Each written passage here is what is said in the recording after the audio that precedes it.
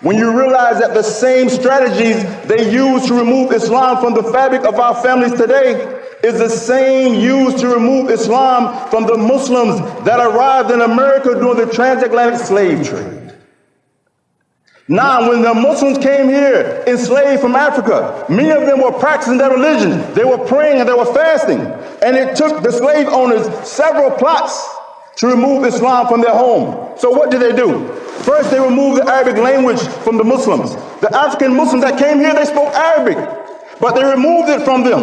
And this is an old tactic to harm the Muslims. As Sheikh Uthaymeen, he said, before the independence of Algeria, the French ruler said, we will not prevail over the Algerians as long as they read the Quran and speak Arabic. We must remove the Quran from their presence and uproot Arabic from their tongue. Number two, the slaves were forced to marry non-Muslim women. They made the Muslim men slaves marry Christian women and pagan women, and they made the Muslim women marry the pagan and Christian men.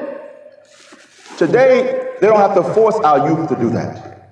Unfortunately, many of our Muslim youth, they choose to marry the non-Muslim women over the Muslim women. They choose to date them instead of marrying the Muslim woman. Although Allah Ta'ala said, وَلَأَمَّةٌ مُؤْمِنَةٌ خَيْرٌ مِنْ مُشْرِكَةٍ وَلَوْ أَعْجَبَتْكُمْ.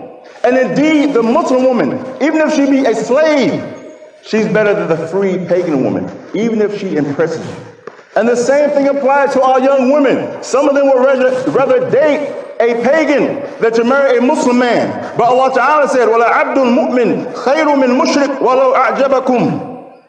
And the believing man, even if he be a slave, is better than the pagan man, even if you are impressed by him. Number three, they began to change the names of the Muslims. When these interreligious couples had children, they forced them to take Anglo names. And the assignment of anglicized names rather than Islamic names to the children, when they had at least one Muslim parent, it was a subtle way of removing the identity of the Muslims.